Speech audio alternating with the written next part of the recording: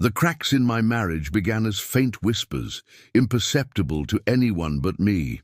For years, I believed Hannah and I were the envy of our suburban circle, a thriving tech consultant and a respected interior designer, parents to twin girls whose laughter filled our colonial-style home. But perfection is a fragile veneer.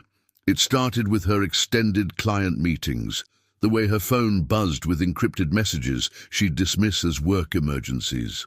Her perfume lingered less on her collar, and more in the car she claimed was for errands. I told myself it was paranoia, a side effect of my own high-stakes career auditing corporate fraud. But intuition, honed by years of dissecting lies, is a merciless truth-teller. One October evening, while Hannah attended a design conference in Boston, I combed through our shared cloud storage. Buried beneath folders of furniture catalogues, I found it. A subfolder labeled Inspiration, filled with timestamps of hotel receipts, selfies with a man I recognized as her college ex, and a video of them tangled in sheets at the Langham. The date stamp mocked me, our anniversary. My hands shook, not from rage, but from the cold precision of betrayal. She'd used my trust as scaffolding for her deceit, leveraging my frequent business trips to curate a second life. I didn't confront her. Instead, I hired a discreet investigator, a former FBI forensic accountant named Elias. Within days, he uncovered layers even I couldn't stomach. Secret credit cards, funding weekend getaways, a rented loft in the city, and texts where Hannah joked about my predictable oblivion to her lover. Worse, she siphoned funds from our joint account, money earmarked for the girls' college fund, to bankroll their escapades. Elias handed me a dossier thicker than a criminal indictment. "She's not just cheating," he said. "She's rewriting your financial history." The numbness gave way to a glacial clarity. Hannah hadn't merely broken vows. She'd weaponized our life's infrastructure against me. But vengeance, I knew, required more than tears or theatrics. It demanded a blueprint, a flawlessly engineered collapse. I began with silence. I praised her dedication to work, encouraged her trips, and memorized the rhythm of her lies.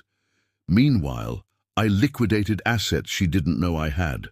Offshore accounts from consulting gigs, cryptocurrency wallets buried under pseudonyms. I became a ghost in my own home, compiling evidence while drafting divorce papers with clauses sharper than scalpels. Then, the pivot. Her lover, Mark, wasn't some nostalgic fling. He was a partner at her firm, married to a state senator's daughter. Their affair wasn't passion, it was a ladder. Hannah's design firm was bidding for a lucrative contract with his wife's political campaign, a deal that would mint her as a household name. The pieces snapped into place. Her betrayal wasn't just personal, it was professional, a merger of opportunism and arrogance. I waited. Let her believe the contract was within reach. Let her pour every resource into that proposal. And as she preened over blueprints for the senator's mansion, I began eroding her foundation, one encrypted email, one falsified invoice at a time.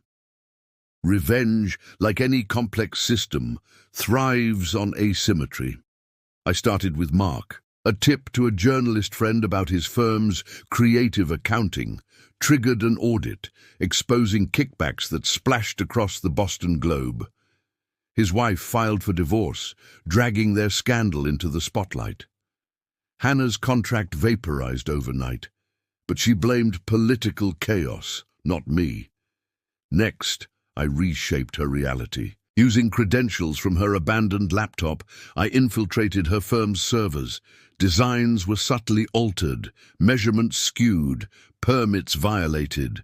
A flagship project in Back Bay failed inspection, its load-bearing walls deemed catastrophically non-compliant.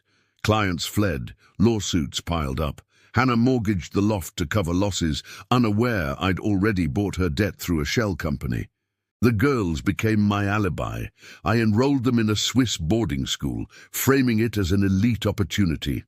Hannah, distracted by her crumbling empire, signed the papers without reading them. "They'll thrive there," I said, smiling as she scrawled her name. The truth? The school was a fortress, its confidentiality agreements ironclad. She'd never see them again without my consent. Financial ruin was too kind. I wanted her to unravel in public. At her firm's annual gala, I released a curated leak. Every email, every illicit transaction, every photo of her and Mark, time-stamped and geotagged. The screens lit up as guests gasped. Hannah stood frozen, her sequined gown a costume for a role she'd already lost.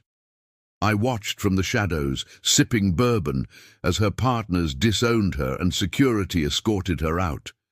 But the final stroke was poetic. Years earlier, I'd quietly patented an algorithm she'd mocked as a hobby, a tool for detecting financial fraud. Now it was the backbone of a startup valued at $90 million. The press release went viral the morning her firm declared bankruptcy. Reporters asked how I'd rebounded so brilliantly. Clarity, I said, is the gift of truth. Hannah's descent was operatic. Bankrupt, blacklisted and barred from the girls' lives, by court order she became a spectre. The loft was repossessed, her car auctioned. She begged for mercy in voicemails I deleted unplayed. But mercy was irrelevant. This was thermodynamics. Every action had its equal opposite reaction. I saved the cruelest blow for last. The shell company that owned her debt? It offered a lifeline, a job designing prisons. The catch: the facilities were in Alaska, remote and frigid, contracts binding her for 5 years. Desperate, she signed. Let her rot in the tundra, sketching cages for others as she inhabited her own. At night I walk through our empty house, now mine alone. The silence is alive, humming with the absence of lies. The twins video call from Switzerland, radiant in alpine sunlight.